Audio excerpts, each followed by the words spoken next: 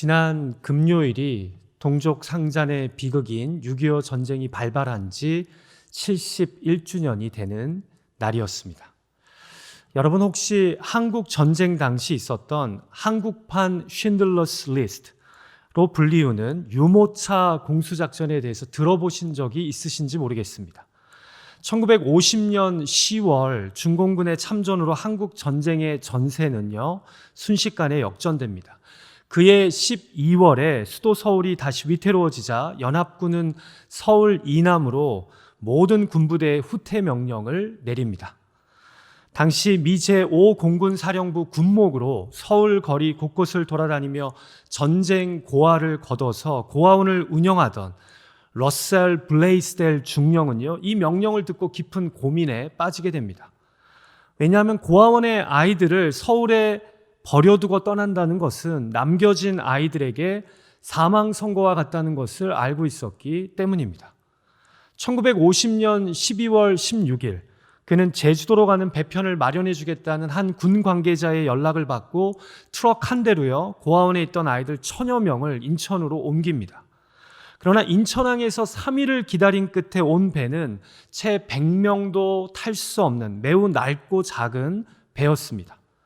그리고 매서운 12월의 혹한 속에서 배를 기다리던 8명의 아이들이요 독감과 급성 감염증으로 숨집니다. 절망에 빠진 블레이스델 중령은요 아직 서울에 남아있던 제5공군 작전참모였던 터너 라저스 대령에게 연락을 해서 도움을 요청합니다. 그는 마침 미국을 출발해서 일본에 도착한 C-54 수송기 16대가 지금 대기 상태에 있는데 이 비행기들을 김포공항으로 이동시킬 테니 다음 날인 20일 아침 8시까지 공항에 오면 아이들을 제주도로 보내주겠다고 약속합니다. 그런데 문제는요, 그 짧은 시간 안에 아이들을 공항으로 수송할 차량이 없었다는 겁니다. 또다시 절망적인 상황에 처해 있을 때 그는 인천항에서 시멘트 하역 작업을 하고 있던 미 해병대 소속의 트럭들을 발견합니다. 그리고는 상부의 명령이라고 둘러대며 모든 작업을 중지시키고요. 아이들 1000여 명과 봉사자들 100여 명을 김포공항으로 운송합니다. 여러분, 트럭이 공항에 도착한 것은 약속 시간보다 2시간이 지난 오전 10시. 그러나 다행스럽게도 공군 수송기들은 이들을 기다리고 있었습니다. 여기 이 사진이요. 12월 20일 김포공항에 도착한 트럭에서 아이들이 내리는 장면입니다. 그리고 이 사진이 트럭에서 내린 아이들이 수송기에 실제 탑승하는 사진입니다. 마지막 사진은 수송기에 탑승한 아이들에게 미 공군 간호장교가 캔디를 제공하는 사진입니다. 이렇게 1000여 명의 고아들이 중공군과 북한군의 서울 재점령 직전에 무사히 제주도에 도착하게 된 것입니다. 이것이 바로 한국판 쉰들러스 리스트로 불리는 유모차 공수 작전입니다. 추후에 블레이스델 중령은요, 미군의 군수 물자를 일반 시민을 위해 독단적으로 사용했다는 혐의로요, 군사 재판에 회부됩니다. 재판 중에 재판장이 그에게 물었다고 합니다. 만약 당시와 똑같은 상황이 생긴다면 어떻게 하겠습니까? 그러자 그는 이렇게 답했다고 합니다. 누군가 반드시 그렇게 했어야만 합니다. 공군 군목으로서 내게 주어진 사명이 죽음에 내몰린 아이들을 그냥 죽게 내버려 두는 일이었다면 저는 차라리 전역하겠습니다. 그는 마치 무엇인가에 사로잡힌 사람처럼 당당하게 대답했다고 합니다. 오늘 본문에서 블레이스델 중령과 똑같이 무엇인가에 사로잡힌 한 성경 인물을 우리는 발견하게 됩니다. 바로 사도 바울입니다. 그는 이방 교회들에게서 모은 구제연금을요, 당시 극심한 어려움 가운데 있던 예루살렘 교회에 전하고자 합니다. 그러나 예루살렘의 정통 유대인들은요, 지금 바울을 죽이고자 혈안이 되어 있습니다. 왜냐하면 그가 소아시아 지역과 마케도니아 지역의 회당을 중심으로 유대인들과 이방인들에게 복음을 전한다는 소문이 자자했기 때문입니다. 자, 그럼에도 바울은요, 예루살렘에 가겠다고 결심하면서 오늘 본문 22절에서 이렇게 답합니다. 보라, 이제 나는 성령에 매여 예루살렘으로 가는데 거기서 무슨 일을 당하는지 알지 못하노라. 그럼 바울이 뭐라고 고백합니까? 아무리 위험해도 내가 거기서 무슨 일을 당할지 몰라도 나는 성령에 매여 예루살렘으로 가야 한다는 겁니다. 여러분, 저는 여기서요, 성령님의 중요한 특성을 하나 발견하게 됩니다. 바로 우리로 움직이게 하시는 성령님이라는 점 말입니다. 그렇습니다. 영이신 성령님은요, 우리 가운데 감동케 하심으로 일하십니다. 그리고 그 감동은요, 결국 우리로 이전에는 생각조차 하지 않았던 어떤 일을 하게 만듭니다. 우리로 움직이게 하시는 겁니다. 지금 바울은 성령님의 이런 역사하심을 나는 성령에 매였다, 성령에 사로잡혔다고 고백하는 겁니다. 그렇습니다. 성령님은요, 우리를 사로잡으셔서 우리로 움직이게 하십니다. 그렇게 가지 않은 길을 걷게 하시고 그렇게 하지 않았던 일을 하게 하십니다. 그래서 저는 오늘 성령의 바람 불어와 그 6번째 시간으로 우리를 움직이시게 하시는 성령님에 대해 생각하고자 합니다. 왜냐하면 성령님은 우리로 깊은 감상에만 적게 하시는 분이 아니라 우리로 성령의 감동을 받아 성령에 매여 무엇인가를 행하게 하시는 분이기 때문입니다. 자, 오늘 본문에서 성령에 매인 사도 바울은 어떤 결단과 행동을 합니까? 성경에 기록된 성령님은 우리로 무엇을 하도록 움직이시는 영이십니까? 첫 번째로 우리로 믿음의 모험을 하도록 움직이게 하십니다. 여러분, 우리가 오늘 본문에서 발견하게 되는 흥미로운 점은요, 성령에 사로잡힌 바울이 예루살렘에 가겠다고 결심하는데 막상 성령님은 바울에게 내가 예루살렘에 가면 투옥과 고통이 너를 기다리고 있을 거라는 암시를 주셨다는 점입니다. 같이 본문 23절 말씀을 읽을까요? 같이 읽죠. 시작. 오직 성령이 각 성에서 내게 증언하여 결박과 환난이 나를 기다린다 하시나. 자, 그럼 여러분, 가야 합니까? 말아야 합니까? 아니, 성령께서 어느 성에 가든지 너를 위해 투옥과 고통이 기다리고 있다고 알려주시는데 가지 말아야죠. 여러분, 이런 성령님의 감동 주심은요, 바울에게만 있었던 것이 아니었습니다. 그가 예루살렘을 향한 긴 여정을 시작하면서요, 방문하는 도시마다 그곳에 세워진 교회를 찾아가 말씀을 전하고 예배했는데요, 21장에서 두로에 도착해서 그곳에 있는 예수님의 제자들을 만나 잠시 머뭅니다. 그런데 그곳에 있던 제자들이 갑자기 성령의 감동을 받아 바울에게 예루살렘에 가지 말라고 말합니다. 그런데 바울은요, 성령에 매여 예루살렘에 가야 된답니다. 여러분, 참 헷갈리죠?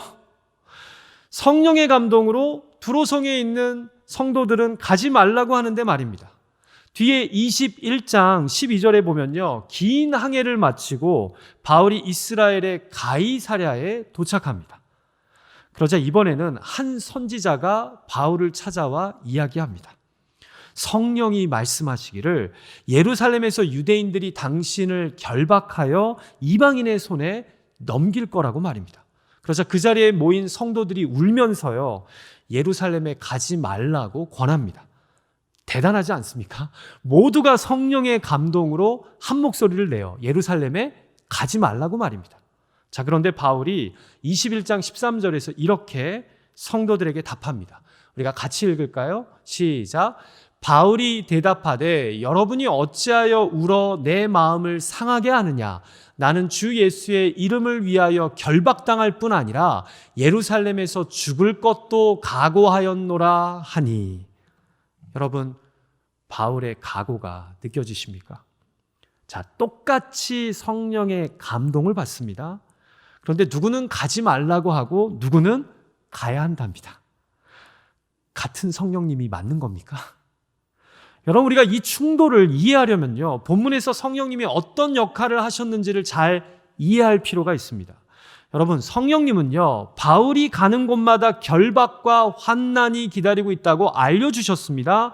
네가 이번에 예루살렘에 가면 묶여서 이방 사람들에게 넘김을 당할 거라고 알려주십니다. 그러나 그걸 피하라고, 그러니 가지 말아야 한다고 말씀하시지는 않았습니다.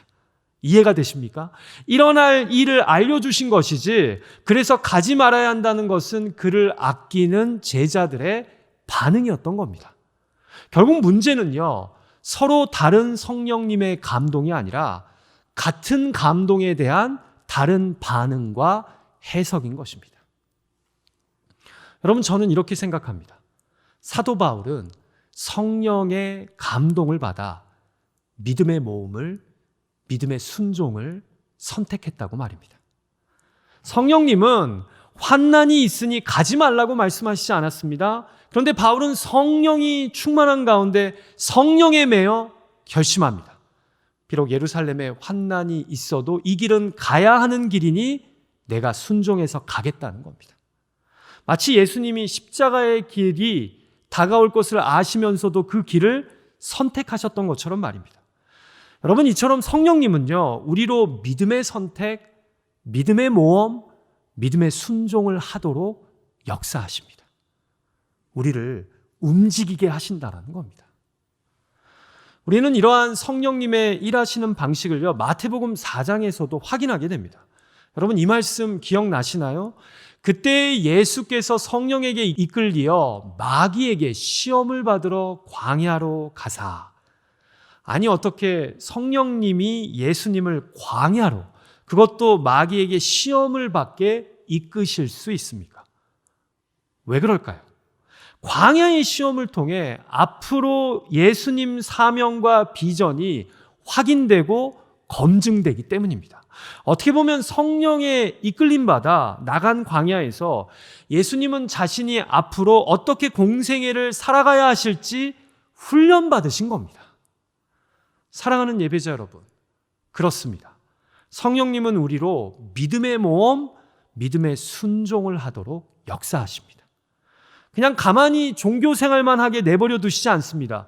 예배의 자리에서 충만하게 역사하시는 성령 하나님은요, 우리로 가정과 일터 관계 속에서 믿음의 모험을 하도록 우리를 자꾸 움직이시려고 합니다. 바울처럼 지금 내 앞에 이런 상황이 현실이 펼쳐져 있는데 너는 이런 상황에서 어떻게 할 거냐고 말씀하십니다. 그리고 우리로 말씀과 믿음에 합당한 반응을 하도록 자극하십니다. 우리를 움직이게 하신다는 겁니다. 여러분, 신앙생활을 하면서요, 항상 내가 할 수 있는 일만 하고 하기 싫거나 할 수 없다고 여기는 일을 안 하면요, 나에게서 주님은 서서히 필요 없어지게 됩니다. 그러면 믿음의 모험을 할 이유도 없고 내 믿음이 자랄 이유도 없습니다. 신앙이 그냥 종교가 되고 신앙인의 삶이 종교 활동이 되기 때문입니다. 왜 우리가 그리스도인으로서 여러분 변하지 않을까요? 믿음의 도약을 하지 않기 때문입니다. 삶 속에서 성도로서 믿음의 모험을 하지 않기 때문입니다. 움직이게 하시는 성령님의 역사에 우리가 무관심으로 무반응으로 일관하기 때문입니다. 그래서 우리 신앙이 자라지 않고 성숙해지지 않는 겁니다. 신앙 안에서 내 삶을 향해 도전장을 내밀지 않는데 어떻게 삶 속에서 우리가 하나님의 살아계심을 경험하겠습니까? 사랑하는 예배자 여러분, 대단한 사람이 도전하는 것이 아니라 도전하는 사람이 대단한 겁니다. 부디 성령 안에서 말씀과 기도가 주는 감동대로 한번 좀 움직여 보십시오. 도전해 보십시오. 바울처럼, 블레이스델 중령처럼 가정에서 자녀를 양육하며 일터에서 고객들을 맞이하며 일상에서 사람들과 관계하며 우리로 믿음의 모험을 하게 하시는 성령님의 인도하심에 신실하게 반응할 수 있는 저와 여러분이 되시기를 주님의 이름으로 축복합니다. 여러분, 믿음의 모험과 순종 없이 우리의 신앙은 결코 자라지 않습니다. 부디 움직이게 하시는 성령님의 역사하심 앞에 이번 한 주도 믿음의 모험을 할 수 있는 저와 여러분이 되었으면 합니다. 자, 두 번째로 성경에 기록된 성령님은 우리로 무엇을 하도록 움직이시는 분이십니까? 우리로 은혜의 복음을 증언하도록 움직이게 하십니다. 자, 우리는 오늘 본문 24절에서요, 왜 바울이 성령의 경고 속에서도 예루살렘을 향해 나아가는 믿음의 모험을 선택했는지 그 이유를 발견하게 되는데요. 같이 읽을까요? 시작. 내가 달려갈 길과 주 예수께 받은 사명, 곧 하나님의 은혜의 복음을 증언하는 일을 마치려 하면은 나의 생명조차 조금도 귀한 것으로 여기지 아니하노라. 자, 왜 바울이 움직이게 하시는 성령님의 감동에 순종하여 믿음의 모험을 합니까? 바로 은혜의 복음을 증언하기 위함이랍니다. 그리고 결국 바울은요, 실제로 이 여정을 통해 예루살렘에서 자기 동족에게 복음을 전하게 됩니다. 나중에는 벨릭스 총독과 베스도 총독, 그리고 아그리빠 왕 앞에서까지 이 은혜의 복음을 나누게 됩니다. 여러분, 우리가 성령 행전이라고 할 수 있는 사도행전을 보면요, 성령님이 충만하게 임한 사람에게 가장 전형적으로 나타나는 반응이 무엇인지 아십니까? 바로 내가 믿는 복음을 주변 사람들에게 나누려고 합니다. 이것을 가장 명확하게 보여주는 말씀이 우리가 너무나 잘 아는 사도행전 1장 8절의 말씀 아닙니까? 오직 성령이 너희에게 임하시면 너희가 권능을 받고 예루살렘과 온 유대와 사마리아와 땅끝까지 이르러 내 증인이 되리라. 성령이 임하시면 가장 먼저 일어나는 가시적인 특징이 무엇입니까? 바로 복음의 증인이 되려고 합니다. 자동이에요, 자동. 그래서 우리가 사도행전 8장을 보면요, 성령이 충만한 집사 빌립을 움직이게 하시는 성령님의 역사하심에 집사 빌립이 순종해서 한 수레 앞으로 나아가죠. 자, 그리고 거기서 무엇을 전합니까? 예수 그리스도의 복음을 전합니다. 왜요? 성령이 충만하게 우리 삶 가운데 임하시면 우리로 이 복음을 증언하게 만드시기 때문입니다. 자, 그럼 여러분, 이제 누가 성령 충만한 사람인지, 성령 충만한지 아닌지 우리가 알 수 있죠. 삶 속에서 지속적으로 내가 믿는 예수 그리스도의 복음을 전하고 나누려는 사람이 바로 성령 충만한 사람입니다. 방언하는 사람, 예언하는 사람, 치유의 은사를 가진 사람이 아닙니다. 교회에서 봉사 많이 하는 사람 아닙니다. 초창기 멤버인 거 아닙니다. 예수 그리스도의 복음을 삶 속에서 전하고 나누며 보여주는 사람이 가장 성령 충만한 사람입니다. 왜냐하면 움직이게 하시는 성령님이 우리로 예수 그리스도의 복음을 계속해서 증언하게 만드시기 때문입니다.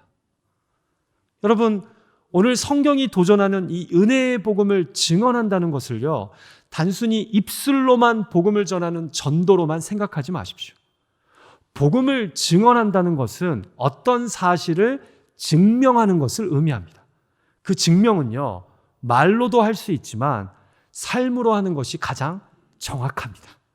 사랑하는 예배자 여러분, 오늘 하루가 생애의 마지막 날이라면 뭘 하시겠습니까? 많은 사람들이 이렇게 답하죠. 더 사랑하고 다 용서하고 떠나렵니다. 그런데 왜 꼭 마지막 날에 그렇게 해야 합니까? 지금 우리가 복음을 전해야 될 사랑하는 우리의 가족, 이웃, 친구들이 있지 않습니까? 왜 기다리십니까?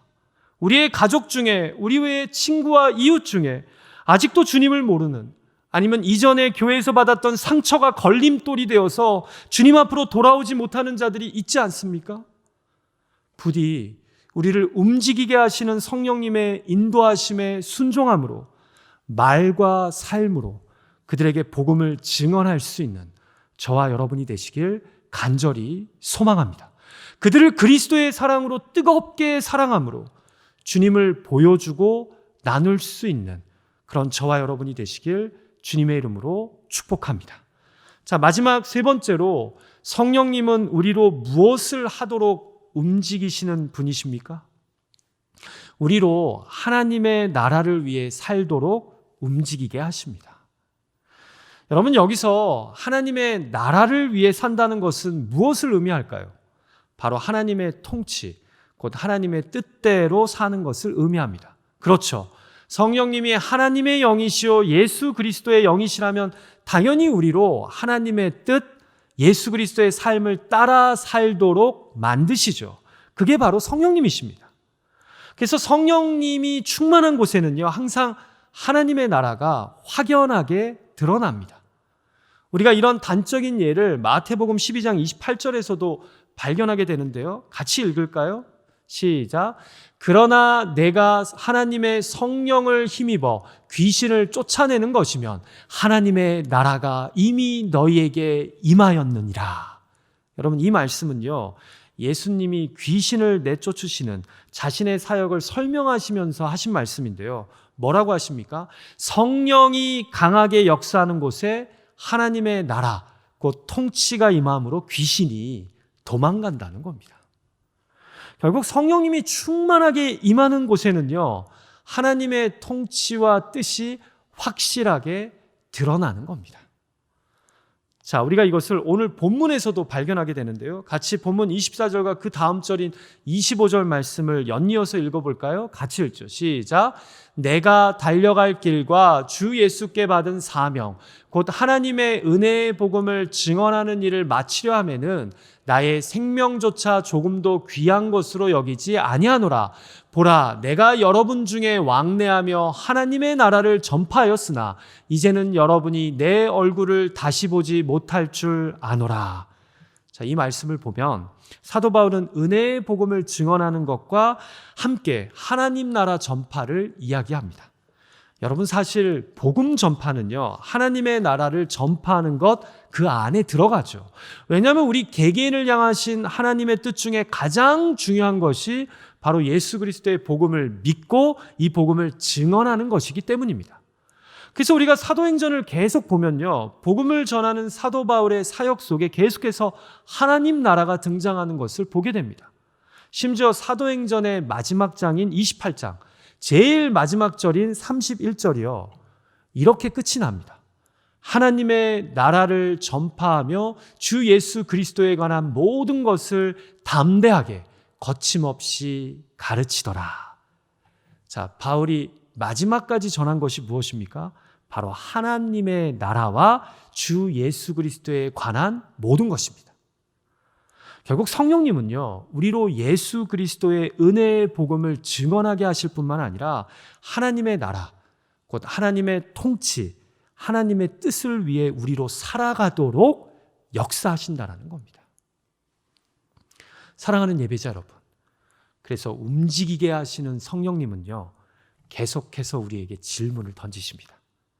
너의 가정과 일터, 교회와 관계 속에서 너는 어떻게 하나님의 통치를, 하나님의 뜻을 이루어 가겠냐라고 말입니다. 왜냐하면 복음은요, 우리가 죄사함만 받고 천국 가는 것이 핵심이 아니라 그래서 우리 삶의 주인이 바뀌는 것이기 때문입니다. 그리고 이것이 사도 바울에게는 주로 뭐였었어요? 복음 전파였습니다. 바뀐 주인이 바울에게 내가 너에게 미션을 주겠다, 사명을 주겠다. 너는 하나님의 통치를 이 땅에 드러내기 위해 나의 복음을 이방인들에게 전하라 라고 사명을 주셨기 때문입니다. 그게 사도 바울에게는 하나님의 나라가 이 땅 가운데 드러나는 방법이었던 겁니다. 그러나 우리들 중에서는요, 풀타임 전도자가 아닌 풀타임으로 하나님 허락하신 가정을, 일터를, 비즈니스를, 학교를 다니며 운영하시는 분들이 있습니다. 그런 분들이 더 많아요. 그런 우리에게 성령님은요, 너의 가정과 일터, 학교와 관계 속에서 하나님의 나라를 드러내며 하나님의 뜻을 위해 살라고 계속해서 도전하십니다. 우리를 흔드십니다. 남편과 아내로서의 하나님의 뜻, 자녀와 부모로서의 하나님의 뜻, 고용주와 고용인으로서의 하나님의 뜻, 교회의 성도로서의 하나님의 뜻을 이뤄야 되지 않겠냐라고 성령님이 우리를 감동케 하심으로 움직이게 하신다는 겁니다. 사랑하는 예배자 여러분, 기독교 이야기의 핵심은요, 우리의 인생을 향한 하나님의 계획이 아닙니다. 하나님의 계획과 뜻을 위해 쓰임받는 우리의 인생입니다. 여러분, 아멘이십니까? 내가 목적이 아니라 하나님의 목적이 중심이라는 겁니다. 그래서 성령님이 우리 안에 충만하시면요, 우리로 나의 꿈과 목적이 아닌 하나님의 나라와 뜻을 위해 살게 만드시는 겁니다. 그렇게 런드리샵을 운영하는 자로서, 그렇게 의사와 간호사로서, 그렇게 작은 개인 비즈니스를 운영하는 자로서, 그렇게 주재원으로, 또 유학생으로서, 또 그렇게 이민자로서 하나님의 나라를 위해 살아가도록 성령님은 예배 때마다 우리에게 감동을 주신다는 겁니다. 제가 아까 설교를 시작하며 러셀 블레스데일 중령님의 이야기를 여러분에게 소개해 드렸는데요.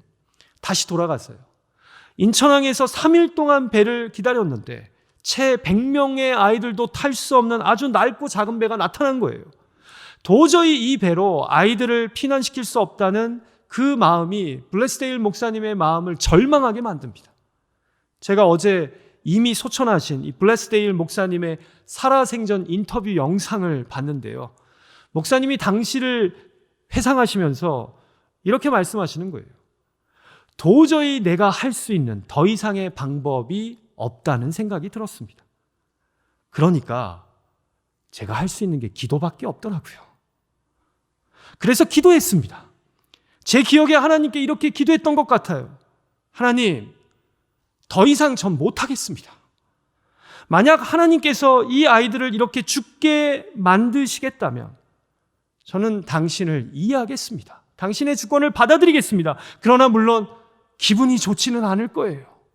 이렇게 하나님께 기도했다고 인터뷰 영상에서 이야기하시더라고요. 그런데 이렇게 기도를 하고 서울의 사령부로 돌아갑니다. 모두가 다 떠나고 아까 말씀드린 제5공군 작전참모인 터너 라저스 대령을 우연히 만난 겁니다.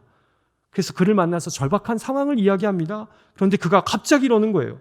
막 미국을 출발한 수송기가 일본에 도착했는데 지금 아무 미션이 없다는 거예요. 그래서 그 수송기 16대를 내일 아침까지 김포공항으로 보낼 테니까 아이들을 오전 8시까지 꼭 데리고 오라는 거예요. 인터뷰에서 이 블레스데일 군목은 다시 말합니다. 그건 기적이었습니다. 기적이었습니다. 그래서 그가 다시요 무모한 시도를 한 겁니다. 한 명의 군목이자 성도로서 하나님의 나라를 위해 다시 도전한 겁니다. 1000여 명의 고아를 살려야 한다는 하나님의 뜻을 이 땅 가운데 이루기 위해서 말입니다.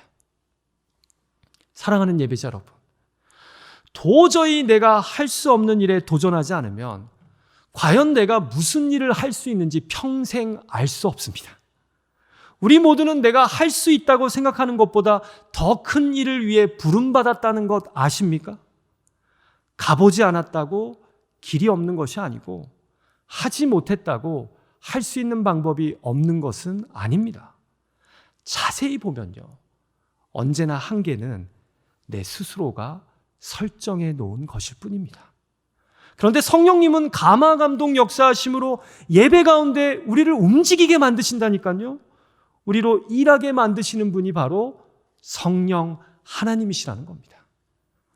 여러분, 언제까지 그냥 누워 계시렵니까? 언제까지 나의 나이와 육신, 상황과 형편을 핑계 대시렵니까?